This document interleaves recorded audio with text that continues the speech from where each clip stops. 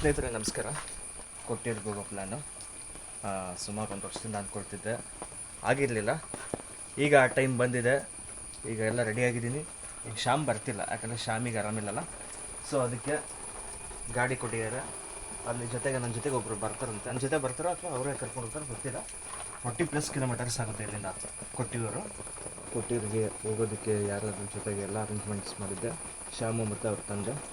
ತುಂಬ ಥ್ಯಾಂಕ್ಸ್ ಹೇಳ್ತೀನಿ ಅವರಿಬ್ಬರಿಗೂ. ಅಲ್ಲಿದ್ದ ಶ್ಯಾಮ್ ತಂದೆ ಕಾಯಕತ್ತಾರೆ. ಅವರ ಪಾಪ ಈಗ ಎಲ್ಲ ನಂದು ಬೆಳಗ್ಗೆನೇ ಎಬ್ಬಿಸಿ ನನಗೆ ರೆಡಿ ಮಾಡಿಸಿ ಕರ್ಕೊಂಡು ಹೋಗ್ತಾ ಇರೋದು.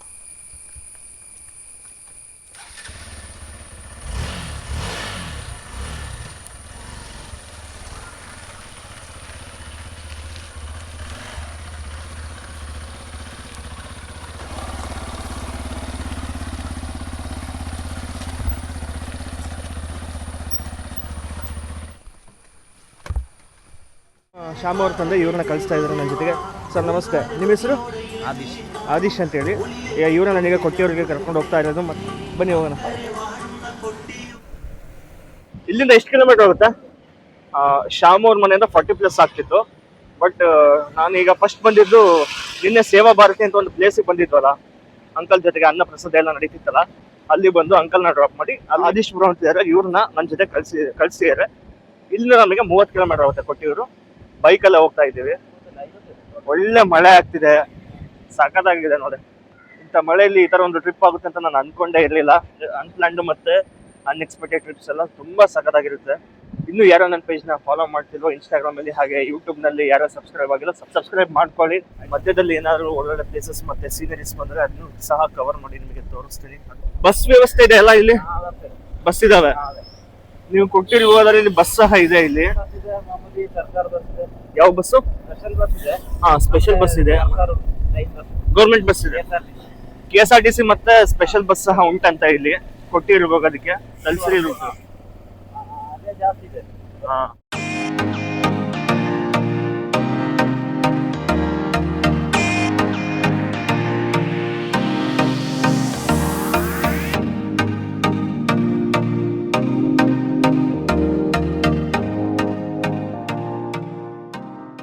ಜಿಟಿ ಮಳೆ. ಈ ಮಳೆಯಲ್ಲಿ ಬೈಕ್ ರೈಡ್ ಸಖತ್ತಾಗಿದೆ. ಒಂದು 2-3 ಕಿಲೋಮೀಟರ್. ಓಕೆ, ಸಣ್ಣದಾಗಿ ಒಂದು ಫಾರೆಸ್ಟ್ ಏರಿಯಾ ಇದು. ಎಷ್ಟು ಸಖತ್ತಾಗಿದೆ ನೋಡಿ ಫಾರೆಸ್ಟ್ ಏರಿಯಾ. ಗಾಡಿಲು ಮನೆಯಲ್ಲ ಮಾಡಿ ಬುಡಕಟ್ಟು ಜನಾಂಗದವರು ಈ ಜಾಗದಲ್ಲಿ ಸ್ವಲ್ಪ ಬುಡಕಟ್ಟು ಜನಾಂಗದವರು ಜಾಸ್ತಿ ಇದಾರಂತೆ ಈ ಪ್ಲೇಸ್ ನಲ್ಲಿ. ಈಗ ಒಂದು 1 ಕಿಲೋಮೀಟರ್ ಆಯ್ತು ಫಾರೆಸ್ಟ್ ಏರಿಯಾಗೆ ಎಂಟ್ರಿ ಆಗಿದ್ದೀವಿ. ಪೂರ್ತಿ ಫಾರೆಸ್ಟ್ ಏರಿಯಾ. ಅದ್ರ ಮಧ್ಯದಲ್ಲಿ ಒಂದು ಸಣ್ಣದಾದಂತ ರೋಡ್ ಇದು ನೋಡಿ, ಎಷ್ಟು ಸಕಲ ಕಾಣ್ತಿದೆ.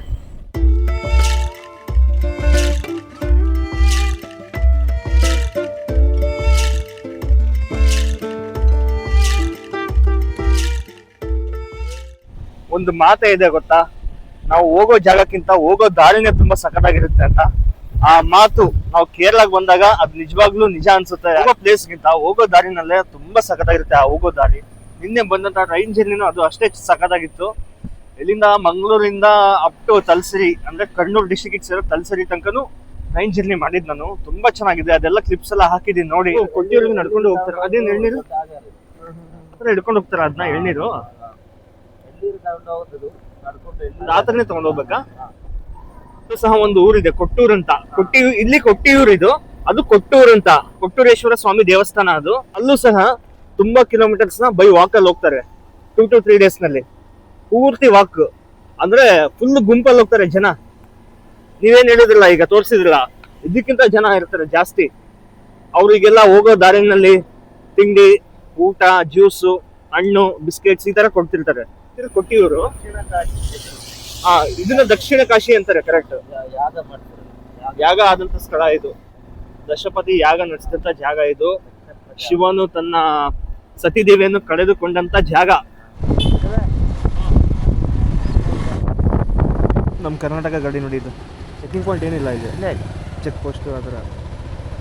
ಮತ್ತು ಸಾಟರ್ಡೆ ಅಲ್ವಾ, ಸಖತ್ ರಶ್ ಇದೆ. ವೆಹಿಕಲ್ಸ್ ನೋಡಿ ನಂಗೆ ಗೊತ್ತಾಗ್ತಿದೆ ನಿಮಗೆ.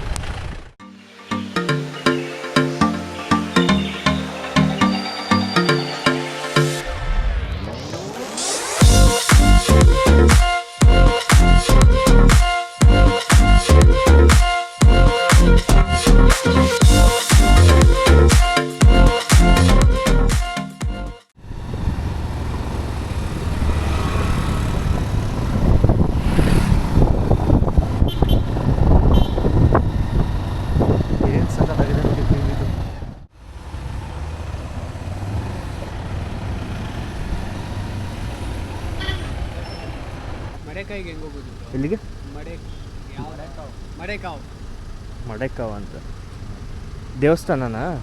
ಚಿಕನ್ ಕೊಡ್ತಾರಲ್ಲ ಬ್ರೋ, ಪ್ರಸಾದ ಕೊಡ್ತಾರಂತಲ್ಲ, ಚಿಕನ್ ಯಾವ್ದು? ಪ್ರಸಾದ ಕೊಡ್ತಾರಲ್ಲ. ಅದು ದೇವಸ್ಥಾನ ಅಲ್ಲ. ಹಾಂ, ಯಾವ ಊರು? ನಮ್ದು ಕನಕಪುರ. ಕನಕಪುರ, ಬೆಂಗಳೂರು. ಹಾಂ, ಚಿಕನ್ ತಿನ್ನೋಣ ಅಂತ ಹೋಯ್ತಾ ಇದೀವಿ ಬ್ರೋ, ಅದು ಎಲ್ಲಿ ಅಂತ ಗೊತ್ತಾಯ್ತಾ ಇಲ್ಲ. ಗೂಗಲಲ್ಲಿ ಹಾಕ್ರಿ. ಆಗ್ತಾ ಇದೆ, ಸಿಗ್ತಾ ಇಲ್ಲ. ಗೂಗಲ್ ನೋಡಿ ಸರ್. ನನ್ನ ಕಡೆಯಿಂದ ಏನು ಸಜೆಷನ್ ಅಂದರೆ, ವೀಕೆಂಡ್ಸ್ದಾಗ ಬರೋಕ್ಕೆ ಹೋಗ್ಬೇಡ್ರಿ ಇಲ್ಲಿ. ಎಸ್ಪೆಷಲಿ ಶನಿವಾರ ಭಾನುವಾರ ಬಂದರೆ ಇದೇ ಕತೆ ಇಲ್ಲಿ. ಬಾಕಿ ಟೈಮಲ್ಲಿ ಬಂದರೆ ಸ್ವಲ್ಪ ಪರವಾಗಿಲ್ಲಲ್ಲ, ಅವಾಗ ಇಷ್ಟೊಂದು ರಶ್ ಇರಲ್ಲ. ಹೆಚ್ಚು ಕಮ್ಮಿ ನಾವು ಇಲ್ಲಿಗೆ ಬಂದು ಬರೀ ಒಂದು ಕಿಲೋಮೀಟರ್ 2 ಕಿಲೋಮೀಟ್ರ್ ಬಂದಿಲ್ಲ, ಒಂದು ಅರ್ಧ ಗಂಟೆ ಆಯಿತು. ಬರೀ ಎಲ್ಲಿ ನೋಡಿದ್ರು ವೆಹಿಕಲ್ಸ್ ಸ್ಟ್ರಕ್ ಆಯಿತು. ಇನ್ನೂ ಎಷ್ಟು ಉದ್ದ ಇದೆನೋ ಗೊತ್ತಿಲ್ಲ ಲೈನ್ ಇದು. ಅದಕ್ಕೆ ಆದಷ್ಟು ವೀಕೆಂಡ್ಸ್ನ ಅವಾಯ್ಡ್ ಮಾಡಿ, ವೀಕ್ ಡೇಸಲ್ಲೇ ಬನ್ನಿ. ವೀಕೆಂಡ್ಸಲ್ಲಿ ಬಂದರೆ ಬರೀ ಕಾಯೋದೇ ಆಯಿತು. ಅಲ್ಲಿಂದ ಸಿಟಿಯಿಂದ ಇಲ್ಲಿಗೆ ನಿಯರ್ ಬಂದಾಗ ಒಂದು ಹಾಫ್ ಆನ್ ಅವರ್ನಲ್ಲಿ ಬಂದ್ವಿ. ಇನ್ನೂ ಒಂದು ಹಾಫ್ ಆನ್ ಅವರ್ನಲ್ಲಿ ಒಂದು 2 ಕಿಲೋಮೀಟರ್ಸು ಬಂದಿಲ್ಲ ನಾವು. ಹಾಫ್ ಆನ್ ಅವರಿಂದ 45 ಮಿನಿಟ್ಸ್ ಆಗಿ ಇಲ್ಲೇ ಸ್ಟ್ರಕ್ ಆಗಿದ್ದೀವಿ. ಅಲ್ಲಲ್ಲಿ ಸ್ವಲ್ಪ ಗ್ಯಾಪ್ ಆಗುತ್ತೆ, ಮತ್ತೆ ಸ್ಟಕ್ ಆಗ್ತಿದ್ದೀವಿ. ಕೊನೆಗೆ ಇಲ್ಲಿಗೆ ಫ್ರೀ ಆಯ್ತು ನೋಡಪ್ಪ. ಯಪ್ಪ ಸಾಕಾಗೋತ್ತು ಅಲ್ಲಿ ದಬ್ಕೊಂಡು ನಡ್ಕೊಂಬಂದಿರೋ ಎಷ್ಟೊತ್ತಿಗೆ ಬಂದ್ಬಿಡ್ತಿದ್ವೇನಪ್ಪ. ಏನು ರೆಸ್ಟ್ ಗುರು ಇದು. ಒಂದು ಪಕ್ಷ ನಡಿಬೋದು, ಆದರೆ ಕಾಯೋಕ್ಕಾಗಲ್ಲ. ಅದಿಷ್ಟು ಬ್ರೋ ಬಂದ್ವಿ ಅಲ್ವಾ? ಆಯಿತು, ಕ್ಲಿಯರ್ ಆಯಿತು. ಅದು ಅಲ್ಲೇ ಜಾಗ ಸ್ವಲ್ಪ ಕಮ್ಮಿ. ಹಾಂ, ಇದು ಪೋಖರ್ ರೋಡ್, ಇದು ಹಾಂ, ದೊಡ್ಡ ರೋಡ್, ಹೈವೇ ರೋಡ್ ಆ ಕಡೆ ಇದೆ. ಓಕೆ.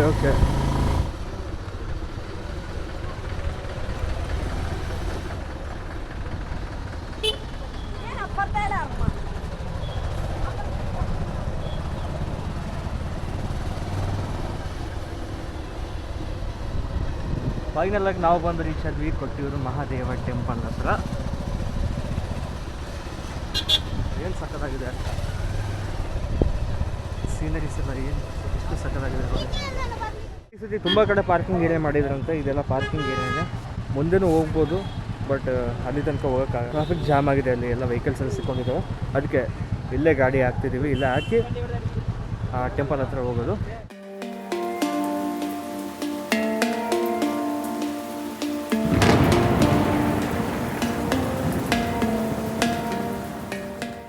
ಬೈಕ್ನ ಪಾರ್ಕ್ ಮಾಡಿ ಮತ್ತೆ ಅಲ್ಲಿಂದ ನನ್ನ ಲಗೇಜ್ನ ತೆಗೆದಿಟ್ಟು ಇಲ್ಲಿ ಕಂಪಲ್ಸರಿ ಪಂಚೆ ಹಾಕೊಂಡ್ಬರ್ಬೇಕು. ಇಲ್ಲಿ ಶೆಲ್ಲೆ ತಂದಿದೆ, ಪಂಚೆ ಇರಲಿಲ್ಲ, ಬಟ್ ಇಲ್ಲೇ ಸಿಗುತ್ತೆ ನಿಮಗೆ ಪಂಚೆ ಎಲ್ಲ. ಸಿಂಪಲಾಗಿ ಒಂದು ರೇಟಲ್ಲಿ ಸಿಗುತ್ತೆ, ತೀರಾ ಜಾಸ್ತಿ ಅಲ್ಲ, ತೀರಾ ಕಮ್ಮಿ ಅಲ್ಲ. ಈ ಕಡೆಗೆ ಸ್ನಾನ ಮಾಡೋದು, ಸ್ನಾನ ಮಾಡೋರು ಸ್ನಾನ ಮಾಡ್ಬೋದು, ಇಲ್ಲಾಂದರೆ ಕೈಕಾಲು ಮುಖ ತೊಳ್ಕೊಂಡು ಹೋಗ್ಬೋದು. ನಾನು ಅಲ್ಲೇ ಮನೇಲೇ ಸ್ನಾನ ಮಾಡ್ಕೊಂಡು ಬಂದಿದ್ದೀನಿ. ಅಲ್ಲೋಗಿ ಕೈಕಾಲು ಮುಖ ತೊಳ್ಕೊಂಡು ಟೆಂಪಲ್ ಹತ್ರ ಹೋಗೋಣ.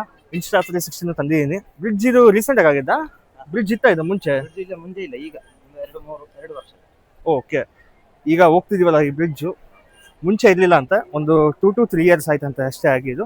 ಮೇ ಬಿ ಅದು ಹಳೆ ಬ್ರಿಡ್ಜ್, ಅಲ್ಲಿ ಹೋಗ್ತಿದ್ರಲ್ಲ. ಬಟ್ ಸಖತ್ ರಶ್ ಇದೆ ಅಲ್ಲ ಇವತ್ತು. ಓಕೆ, ಮಂಡೆಯಿಂದ ಫ್ರೈಡೆ ತನಕ ವೀಕ್ ಡೇಸಲ್ಲಿ ಕಮ್ಮಿ ಇರುತ್ತೆ, ಬಟ್ ಸಾಟರ್ಡೆ ಸಂಡೇ ಇದೆಲ್ಲ ಸಖತ್ ರಶ್ ಇರುತ್ತೆ. ಇಲ್ಲಿ ನಮ್ಮ ಕರ್ನಾಟಕದವ್ರೆ ಜಾಸ್ತಿ.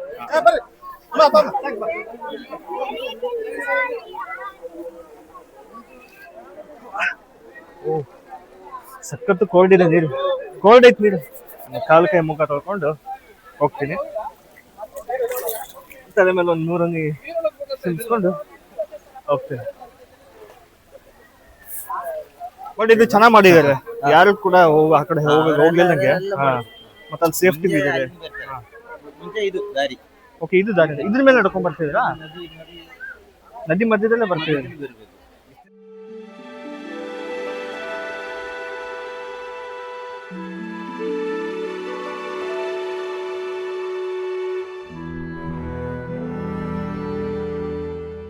ಇನ್ನೊಂದು ಮುಖ್ಯವಾದ ವಿಷಯ, ಇಲ್ಲಿ ಸ್ನಾನ ಆದ್ಮೇಲೆ ಯಾವುದೇ ರೀತಿಯಾಗಿ ನಿಮ್ಮ ಬಟ್ಟೆಗಳನ್ನ ಇಲ್ಲಿ ಹೋಗ್ಬೇಡಿ.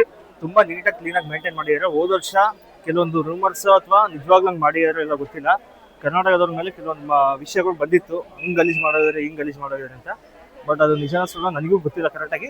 ಬಟ್ ನಾನು ಹೇಳಿದೆ ಅಂದ್ರೆ, ಸ್ನಾನ ಆದ್ಮೇಲೆ ಬಟ್ಟೆ ಯಾವುದು ಒಗೆಯಕ್ಕೆ ಹೋಗ್ಬಿಡಿ. ಮತ್ತೆ ಆದಷ್ಟು ಪ್ಲಾಸ್ಟಿಕ್ ಕವರ್ಸ್ನ ಬಿಸಾಕೋದು, ಪ್ಲಾಸ್ಟಿಕ್ ಬಳಕೆನ ನಿಷೇಧ ಮಾಡಿ ಯಾವ್ದನ್ನೂ ಯೂಸ್ ಮಾಡಬೇಡಿ. ಇಲ್ಲಿ ಯೂಸ್ ಮಾಡಿದ್ರೆ ನೀವೇ ತಗೊಂಡೋಗಿ ಇಲ್ಲಿ ಬಿಟ್ಟು ಹೋಗ್ಬಿಡಿ, ಆಯ್ತಾ? ನೀಟಾಗಿದೆ, ನೀಟಾಗಿ ಕಾಪಾಡಿ. ಇದನ್ನ ದರ್ಶನಕ್ಕೆ ಹೋಗ್ತಾ ಇದ್ದೀವಿ. ದರ್ಶನಕ್ಕೆ ಹೋಗೋ ಜಾಗ ಇದು, ಕ್ಯೂ ಇದು. ಬರೀ